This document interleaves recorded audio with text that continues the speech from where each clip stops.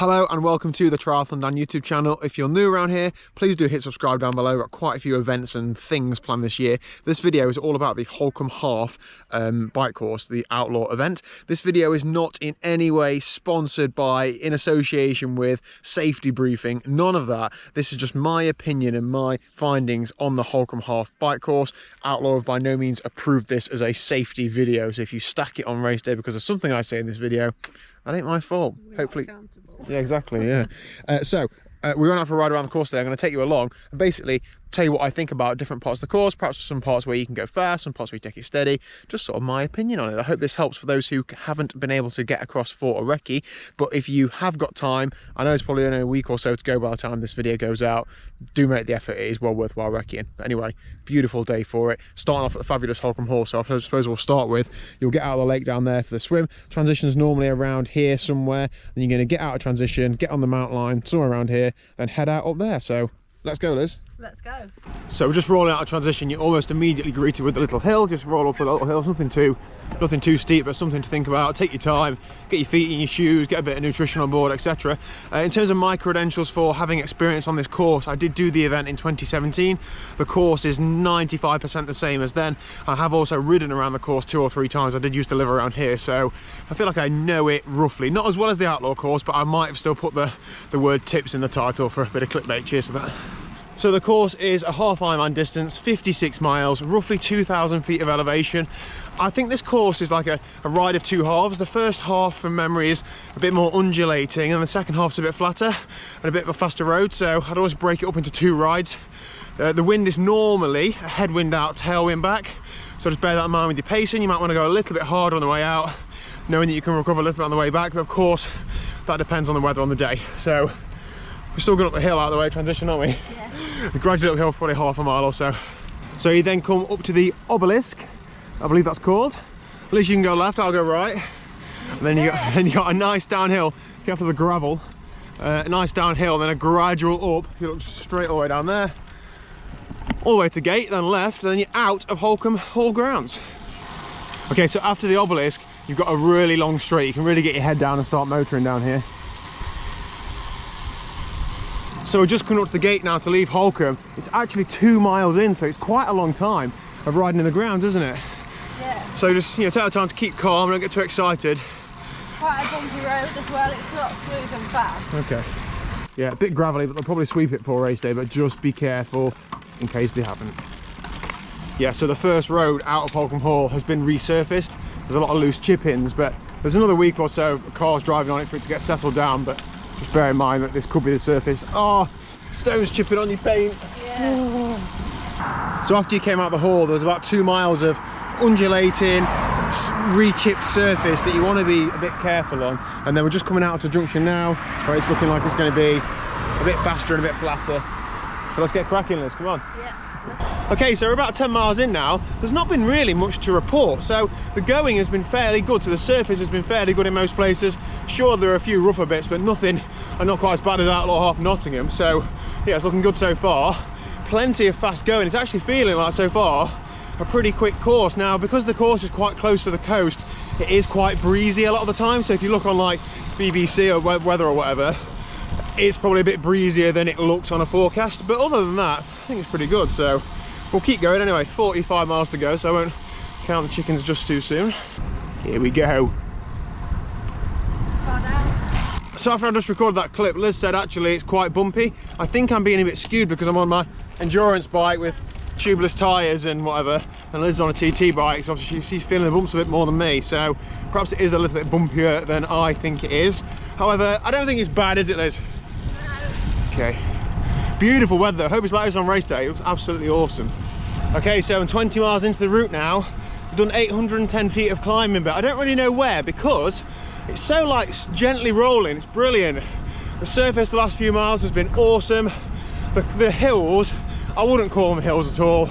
I think if you are a strong cyclist or cycling is your strength, you can definitely press on up the hills and save some time. Or if cycling's not your strength, if you're saving your legs for the run perhaps, I don't think you'd lose much time just by riding it pretty sustained. I'm not within a little ring at all, anywhere near it. Just like gently up and gently down. It's lovely. Anyway, Just keep working. I'll check in with you later on. Absolutely beautiful though. Brilliant. Are you okay, Liz? So a question I often get is what happens at junctions, what happens at roundabouts, that sort of thing. Check the race brief. Do not take this as gospel, but a lot of junctions are managed, and you just turn up to it and the marshals wave you through. And roads like this that we're on now is actually one way on race day, so you haven't got to worry about stuff coming the other way. That doesn't mean right on the inside of the corner, because you can't see what's coming. There might be a car there, but what it does mean is that you can probably ride with confidence on the left hand side of the road, knowing that there's not going to be an articulated lorry coming the other way. So that's reassuring, and this is absolutely brilliant. We're 22 miles in now and it's just flowing so well. I mean, there's no wind today, so that helps, but yeah, so far this is a good course. 26 miles in, this is the first time I'm in the little ring. Many people might ride this hill in the big ring, but just a little short, sharp little kicker, just enough to knock the pace off. But you could perhaps use this opportunity to get some fluid and food on board if you've been struggling to get it on board when you're going faster. Try not to get passed by loads of people like I am. Go on, Liz. And it's only very short, so don't go too ballistic. Just come round it, about 28 miles, you're absolutely flying along a lovely piece of road, and there's a real sharp left junction. I'm sure it'll be well signposted and marshalled and stuff, but yeah, fast to slow. About 29 miles, there's another little climb up to see the Queen at Sandringham. Make sure you say hi, I'm sure she'll be out supporting. Thanks in advance for the support. Oh, it's lovely. So if on race day you've had a headwind on the way out, 31.5 miles is where you take a left turn and start making your way back towards Holkham. So that's when you'll then turn into a tailwind. Or if you've had a tailwind on the way out, obviously vice versa. So keep that in mind for if you've been struggling to a headwind on the way out. It's gonna get easier, it's gonna get faster. But if you had a tailwind on the way out, it's gonna get harder, it's gonna get slower. I'm sorry about that. And the left turn is onto quite a busy A road. Obviously on the day it won't be busy, it'll be early on a Sunday morning, but the going is good. 36 miles in, probably had about 5 miles of absolutely brilliant A road. It's a nice little climb. I say nice little because it's probably a welcome relief to sit up and have a stretch and take on some fluid and food. It's probably a 3 or 4 minute little climb. I'm doing about 12 miles an hour, just spinning away. Just don't go too hard, you've still got 20 miles to go, but just breaks up the constant effort a bit. It's good.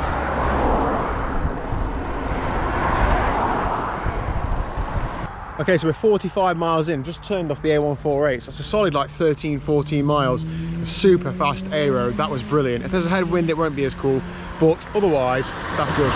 Okay, about 47 miles in, there's an acute right turn, so sharper than 90 degrees. Careful if there's any gravel. Oh yes, Outlaw. There will be delays. And it's a bit bumpy, as Liz just explained. So at 52.5 miles, you're nearly there. There's a fast bit of road and you come to a sharp left. Again, another acute turn. Let's watch Liz do it, shall we? Really well done. Watch out for the gravel.